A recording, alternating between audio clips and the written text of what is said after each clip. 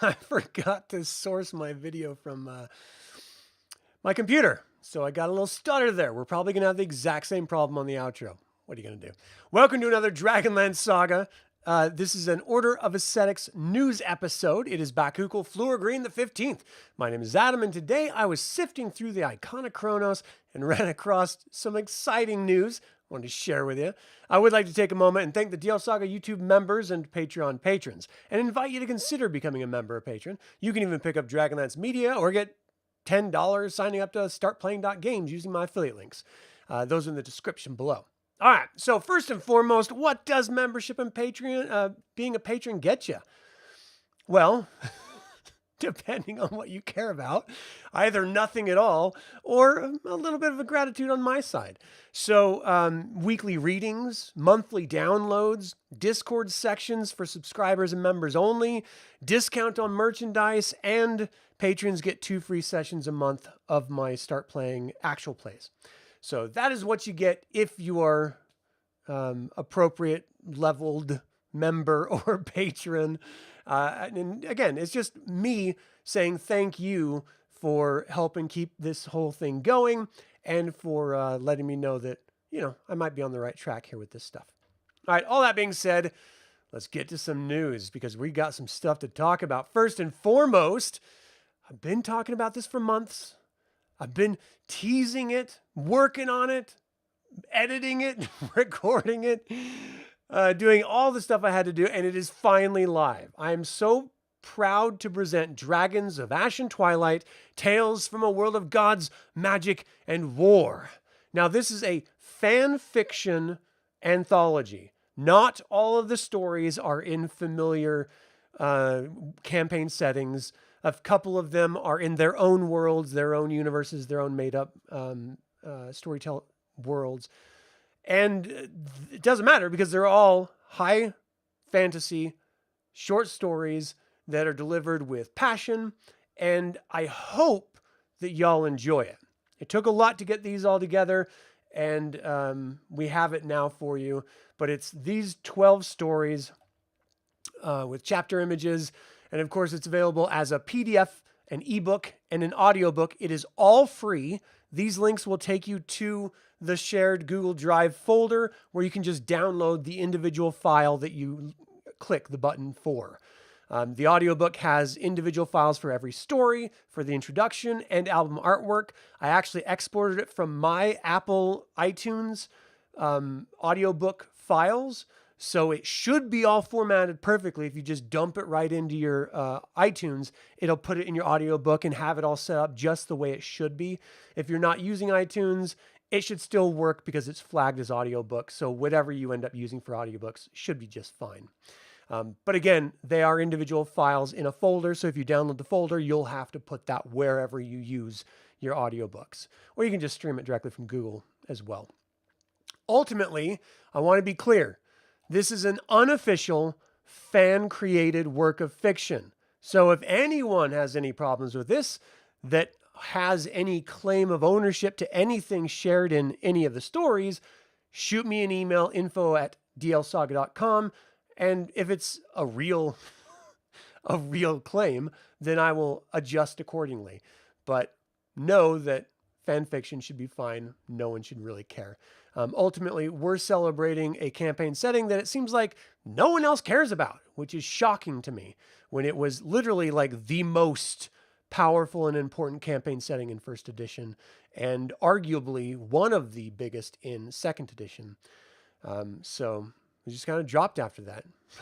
Don't know why, but we still love it, right? We're still here for it. All right. Well, with that in mind, I had run a hangout with a few of the authors. I'm thinking about doing another one if we can get enough of them together on a Wednesday, which is when I do those types of videos.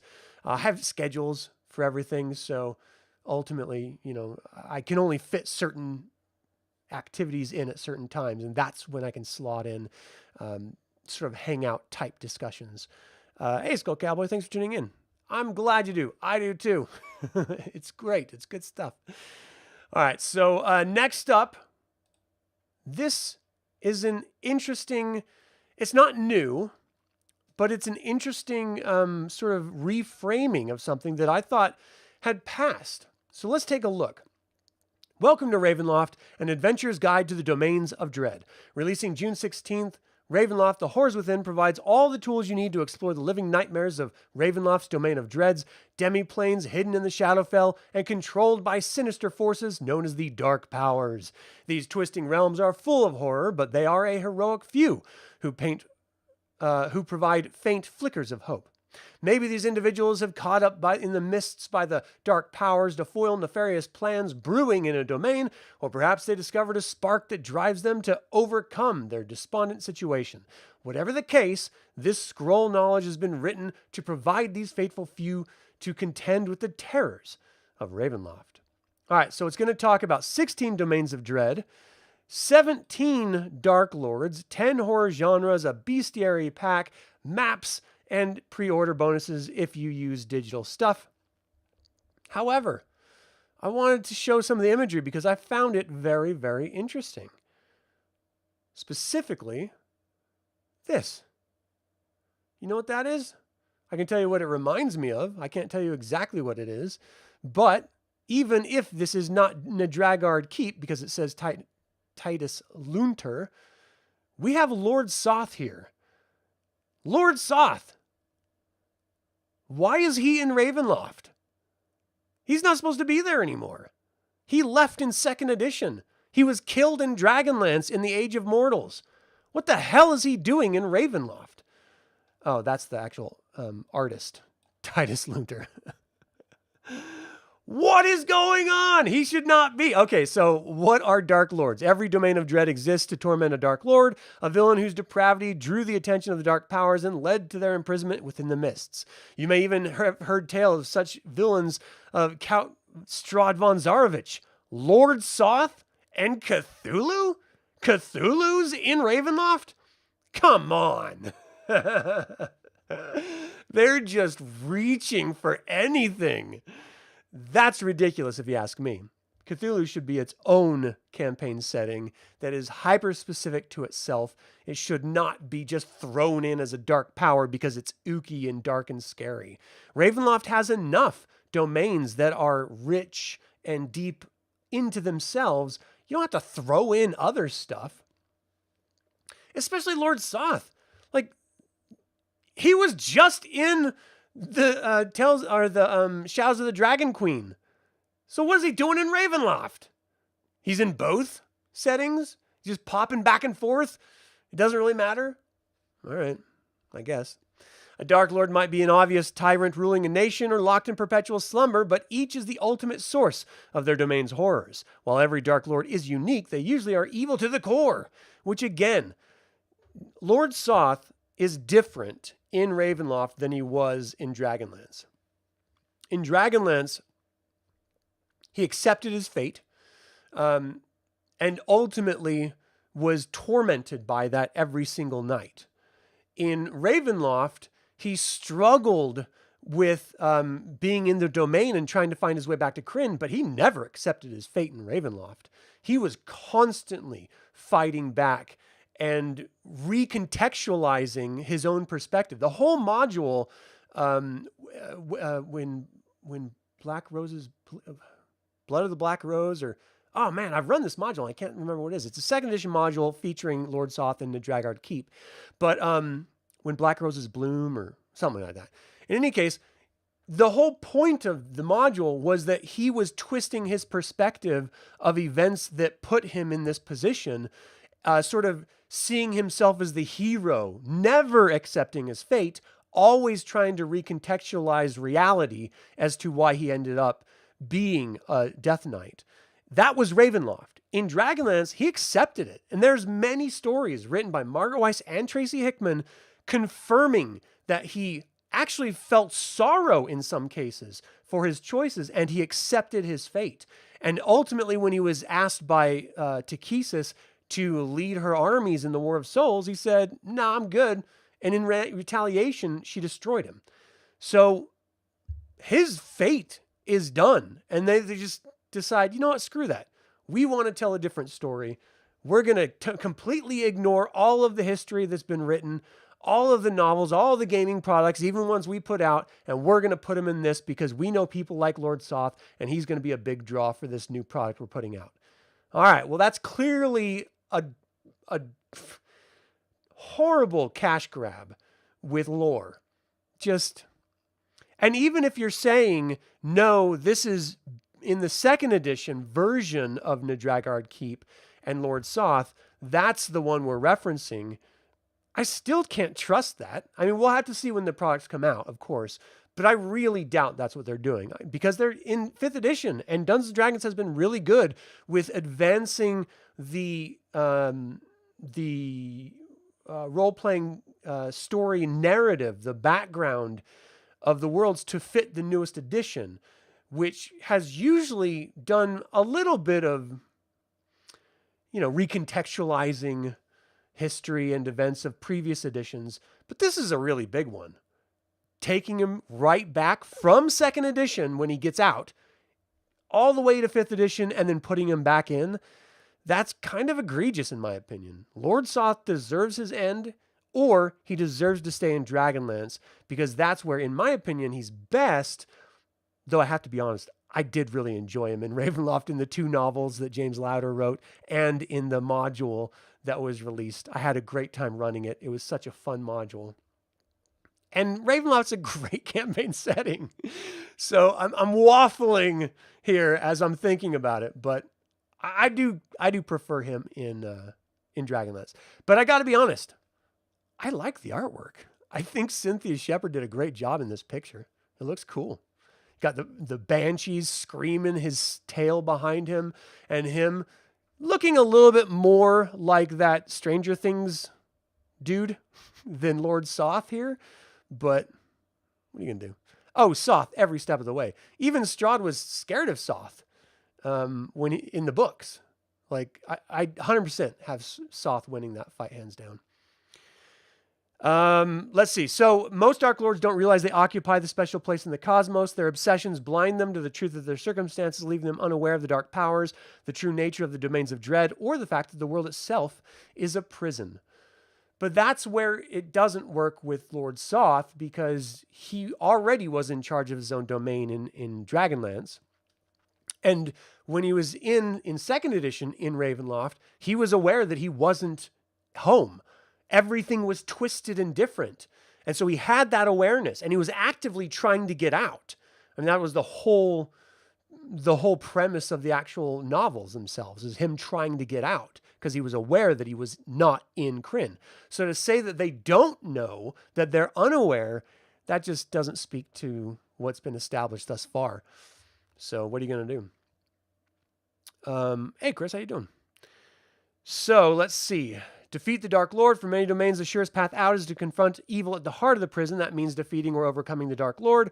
Sometimes that will manifest as a climactic final battle. Most often, through heroic adventures must uncover the Dark Lord's burial crimes, release a long-imprisoned alchemy, gather objects bound to the Dark Lord's power, break the cycle of torment that sustains the domains, or otherwise unravel the Dark Lord's control over it.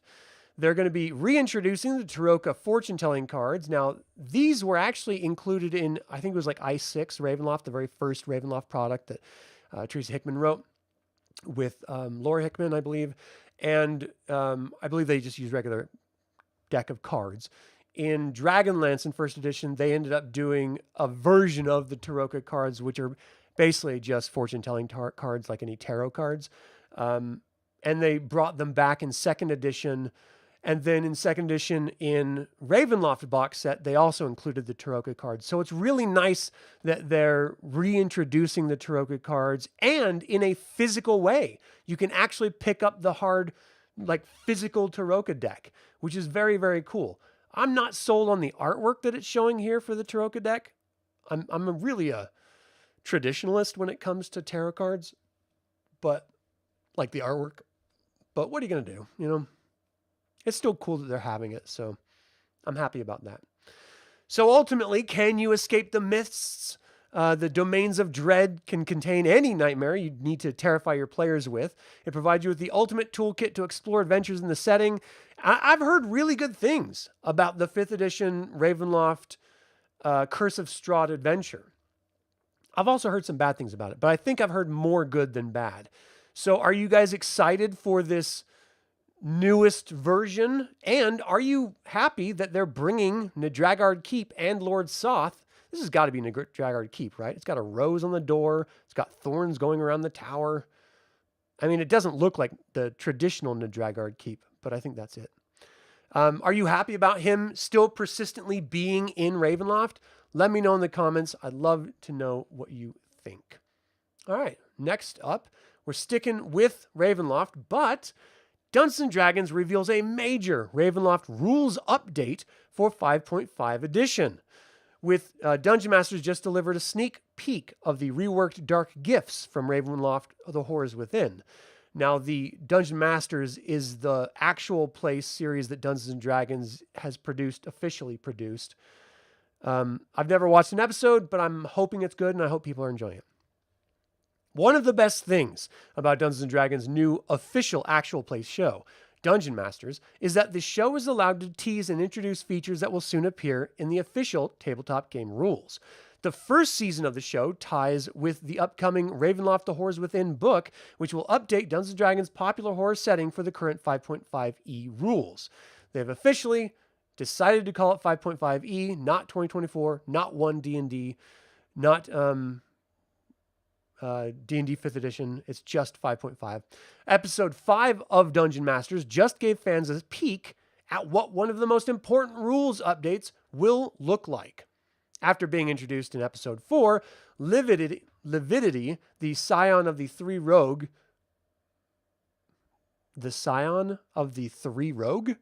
that sounds strange, played by guest star Alex Ward, who is currently a player in Critical Role Campaign 4, takes center stage in episode 5, introducing further strife in the adventuring group of Professor Creme de la Creme, Neil Newborn, his wife Zora Thornska, Devora Wild, Elowen Emberleaf, Christian Navarro, and Wesley, Mayana Baron. Lividity has beef with Elowen, but she still joins the party in their quest to capture 3 banshees to placate Lord Soth and the Dark Lord of the realm of Sithicus, where they are currently trapped. She has beef with Elowen, but has to join the party in their quest to capture 3 banshees to placate Lord Soth. So they're in Sithicus working with Lord Soth to placate him. That's interesting. Where they're currently trapped. Early in the episode, the party stops to take a long rest, and Ward reveals he has to roll for the drawback of Lividity's Dark Gift feat, Mistwalker. Introduced in Dungeons & Dragons' best-selling adventure Curse of Strahd, Dark Gifts represent a tricky bargain between the character and the dark powers, the sinister entities that are the true rulers of Ravenloft's realm of dread. In the Curse of Strahd, these gifts were accessible only in the Amber Temple, and they required a character to touch one of the mysterious amber sarcophagi presented there. Chris Perkins, the adventure's principal designer, explained this feature was developed with Tracy Hickman, the author of the original Ravenloft module, who also worked on Curse of Strahd. The Dark Gifts were later expanded and integrated into the basic rules of the game in Van Richten's Guide to Ravenloft. Ravenloft The Horrors Within turns Dark Gifts into origin feats that can be selected by first-level characters. The effects and drawbacks are also reworked, and Dungeon Masters gave us a glimpse of how the latter work in the case of Mistwalker. Now, a character with this Dark Gift has to pass a Constitution saving throw with difficulty 13 before attempting a short rest. In case of failure, the effects of the rest are negated. While the full details are unclear from Ward's brief explanation in the episode, it's still a major shift from the previous versions. The principle behind Dark Gifts is that the powers bestowed come at a cost. The Curse of Strahd, this often involved disfigurations or obsessive personality traits, hilarious for DMs, not so much for the characters. However, in Van Richten's version, the drawbacks of the gifts were often negligible because they triggered only when the player rolled a 1 on a d20 or in other narrow circumstances. Mistwalker's new drawback, Poisoned Roots, turns every place where the gifted player takes a rest into a dangerous area that could sap their vitality, but only after a number of weeks equal to their Constitution modifier.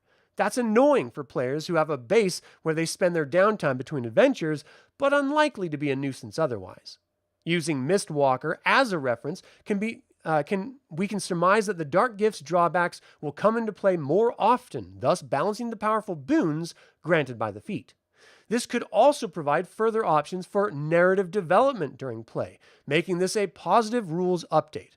However, it still doesn't beat the effects of the original Amber sarcophagi. Nothing challenges a player like learning that the beneficiary of this dark gift must eat bones or grave dirt to survive. Yuck. So what do you guys think about this change to the actual abilities? Now, the Dark Gifts is now an origin feat. There's now a roll you have to do. After a certain amount of uses, they have drawbacks. Do you like the idea about certain strengths coming in with certain weaknesses? I think that's a really great way of balancing stuff out personally. How do you deal with Dark Gifts once they leave Ravenloft, though? Do they just disappear? It seems like they would have to, right? But in any case, I do think it's interesting that Dungeon Masters is playing in Sithicus, and they're dealing with Lord Soth, and that they're having to chase down banshees, which is like I've got to find synopses of these episodes so that I can understand the actual story that's happening. Because the idea that the banshees would abandon Lord Soth, who they are there to torment, like they're actively enjoying it because they're punishing him, and they're supposed to be punishing him because in Ravenloft, the dark powers demand it, and in Dragonlance, Paladin decreed it. So they had no choice. Just every night they sang his song and tormented him and murdered all the players trying to crawl through the first 3 levels of Dargard Keep. Which is actually how I've gotten some party kills in my games. So what do you think about that? I'm interested to hear what you guys think. I've never played the Dark Powers. I've never played Curse of Strahd. I actually didn't even know that Tracy Hickman helped design it. I mean, it's definitely suited that he did, but why didn't they bring him and Margaret Weiss in when they did Shadows of the Dragon Queen if they brought him in for Curse of Strahd? That almost seems more like a snub than bringing him in for this, but not for that, you know? That's very, very strange. And I'm hoping, fingers crossed, that he's involved in this newest version since him and his wife created Ravenloft as a campaign setting with I6 Ravenloft. It would only make sense that he would be involved, especially if they had him involved in the original 5th edition version of Ravenloft. So we'll find out here, but hopefully, knock on wood, it ends up being good. All right. Let's see. Strahd on his own ground for sure. You did enjoy the domain based in Louisiana in Ravenloft in older books. Was it based in Louisiana? I didn't know that. If you're allowed to change one rule in 5.5, what would you change? For you, it would be a bonus action, counter actions, turns take too long at higher levels. I don't know. I'd have to give that some serious thought. Right off the top of my head, I would bring flanking back for players and for enemies. It doesn't make sense not to have it. It's a strange omission. It doesn't make it any more complicated than any of the other stuff they added, you know, like the weapon specializations and stuff, the weapon effects and stuff. So, I don't know. It seemed weird that they just removed it. Which of the anthology stories would make the best one-shot game? I think The Siege. You love a good what-if story. I'm not sure that's a game, though, because that's more just continuous reflection, you know, in different environments through different years. I think all of them, you know, could make some really interesting versions. Like even yours, Hanging in the Balance would make a really interesting murder mystery episode for players, you know? So yeah, I think they all could be adapted into one-shots that could be pretty fun and be a sort of jumping off point for campaigns. And some of the stories were built with that intention of being a campaign or a story, as we discovered during the last hangout. So that's pretty cool too. All right. And oh yeah, also, if you guys are watching the actual play Dungeons and Dragons, is it good? Are they doing Sithicus justice? Are they doing Lord Soth justice? Let me know. All right, last but not least, oh God, Hasbro wants to fill D&D with universes beyond crossovers too. I'm begging for a crumb of original Dungeons & Dragons storytelling, but it looks like all I get is more Rick and Morty spin-offs. Hasbro CEO Chris Cook is doing that thing again. That thing is making sweeping statements about Dungeons & Dragons' future money-making strategy, the kind that makes my butthole clench in unpleasant ways. This time, Cox has told us to expect more D&D crossovers going forward. Hasbro has seen how much money Universes Beyond is making for Magic the Gathering, and it wants D&D to seize a slice of that pie. Cox made these comments in Games Radar interview published this week, and he quite literally points to Universes Beyond as the thing he wants to see more in D&D. In case you don't play many trading card games, Universes Beyond is the official name for Magic the Gathering's licensed crossover sets. It means in-universe Magic characters now rub shoulders with Teenage Mutant Ninja Turtles, Transformers, SpongeBob, and many more. Yeesh. Universes Beyond has made Hasbro a lot of money. Some of MTG's best-selling sets of all time have been licensed products. However, there are many vocal members of the fan base that loathe seeing their game lore diluted by sudden appearance of Marvel superheroes. I am one of those Magic the Gathering players. Naturally, the thought of a Universes Beyond business model for D&D has me concerned. Granted, things would be handled differently in the table RPG. There's a degree of separation between Wizards of the Coast's existing crossovers and its in-universe content. There's no reason you need to use the Critical Role D&D classes in your Stranger Things starter set adventures. Likewise, if you don't like Rick and Morty, you can stick to the Forgotten Realms and leave its licensed D&D book well enough alone. Exodus, a TTRPG based on the upcoming video game of the same name, is an entirely separate system, even if it uses 90% of the D&D rules. There are other problems, though. Firstly, pretty much all of these licensed products have been painfully mid. What? Firstly, pretty much all of these licensed products have been painfully mid? Oh, like basic. The last Stranger Things starter set has plenty of merits for beginner players, but its writing was totally uninspired. Exodus, Rick and Morty, and that older Stranger Things starter set are flawed and forgettable. If Hasbro goes all in on crossovers, it also risks taking resources away from in-universe D&D books. We've already got a sparse D&D release schedule this year, and I don't want to see it reduced further. I've spoken many, many times about the fact that all I want from D&D right now is lore. I crave original settings and canon-altering campaigns that excite me. As a dungeon master without the free time to craft a homebrew world from the ground up, I'd relish some in-universe inspiration. Chris Cox's comments are a sign that I won't be getting much of that anytime soon. Hasbro appears desperate to find more ways to monetize a game whose primary currency is imagination. The best way to do that, it's simple, is to dilute D&D as much as possible. Those 3 letters have value because they're a brand, not a living, breathing game. Hasbro doesn't seem interested in making D&D better. Its growth strategy is apparently just reminding non-D&D players that the game exists. It's comments like these that make me want to jump off the D&D train. And that's before we consider how much Cox loves talking about bringing AI into Hasbro products. I love the game, and it's still writing about it every day. It's the most popular tabletop RPG on Earth, so I sort of have to. But Chris Cox's plans to get people spending money are only leading me to put my wallet away. All right, this is interesting, because I've never played a card game, Magic the Gathering, or Spellfire before Magic the Gathering was part of... Well, actually, Spellfire was TSR, so before Wizards of the Coast bought TSR and all their IP. I just never played any card games. I've never been into the idea of it, and so Magic the Gathering holds no interest to me. So the idea of D&D having a crossover characters is akin to having D&D a crossover with Fortnite or some other third-party game. I just don't care. Seeing like Raceland Magier, for example, in a video game that's not a Dragonlance Dungeons & Dragons property does not incentivize me to go play that game. I just don't care. I just stay away. In the same way that if we saw Dorton, however you say his name, or Raceland Magier show up in Magic the Gathering's card game, if they're not already there, I'm sure they are, it wouldn't matter. Like, who cares?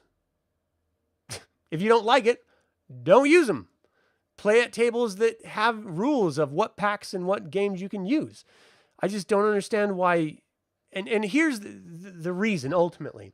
There's an inference that Molly makes here, the author of this article, that if they're doing Magic the Gathering crossover cards for D&D, they're not going to be producing D&D content.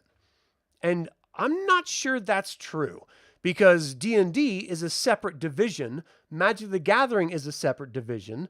I don't know, and again, I'm admitting my ignorance here, I don't know how much crossover, if any, there is. It would make sense in my mind that they were completely different institutions. And while you may have a Dungeons and Dragons overlord CEO saying, you know, a sort of games manager overseeing something, and you have a Magic the Gathering games manager overseeing something, Chris Cox, who's the CEO of Hasbro, who owns all the IPs, would then just look over to Magic the Gathering and say, hey, develop some D&D pack sets. And that's it. He wouldn't say, hey, Dungeons and Dragons, stop working on things and then create these things for this other company. No, I think they would silo those out. Now, if they don't do that, then that is pretty shitty. But I don't think like the horrified Dungeons and Dragons board game set that came out took any attention away from D&D development or the Ravenloft game development. I can't imagine it did, because it didn't have anything to do with it. It was a totally different set. That was Ravensburger doing it, but still, it was a different IP purchased. Someone else made it. I think it's going to be the same thing with Magic the Gathering. They're going to do it, whereas D&D will continue doing the D&D stuff directly. But again, I could be wrong. Who knows? What do you guys think? Do you think that because Magic the Gathering is going to be including Dungeons and Dragons, that Dungeons and Dragons as the IP, as the business sort of property, are they going to have to stop what they're doing to help Magic the Gathering? Or do you think Magic the Gathering is just going to do it themselves? Let me know in the comments. And again, would you like to have those cards, those packs that are released of D&D? I imagine it would probably be Forgotten Realms, because let's be honest, that's all Hasbro cares about right now when it comes to D&D, it seems. I mean, right now they're pushing Ravenloft. So that's a bonus that they're, you know, drawing attention, if not, you know, momentarily into a more interesting setting, in my opinion. But I would honestly think they would probably, before they split off to different settings for the Magic the Gathering card packs, they're probably going to start with Forgotten Realms or just prime material, you know, generic D&D stuff before they actually start delving into specifics. But, you know, let me know what you think. Let me know if you're interested in playing Magic the Gathering and if you have a huge collection of them and this drives you crazy. All right. That is all I had for news today. Thank you guys so much for tuning in. Have you checked out our fan fiction anthology? And if so, what's your favorite story? What do you think of Lord Soth being back in Ravenloft? And finally, do you enjoy continuous rules updates in the current edition of a game? Feel free to email me at info@dlsaga.com or leave a comment below. I would like to take a moment and remind you to subscribe to this YouTube channel, ring the bell to get notified about upcoming videos, and click the like button. This all goes to help other Dragonlance fans learn about this channel and its content. Thank you to creator patrons Aaron Hardy and D. Robert Handy, developer patrons Chris Androu and Sam Ruiz, and all of the YouTube members. This channel is all about celebrating the wonderful world of the Dragonlance Saga, and I hope you'll join in that celebration. Thank you for watching. This has been Adam with Dragonlance Saga, and until next time... I don't know why I struggled with that. Slán Javar.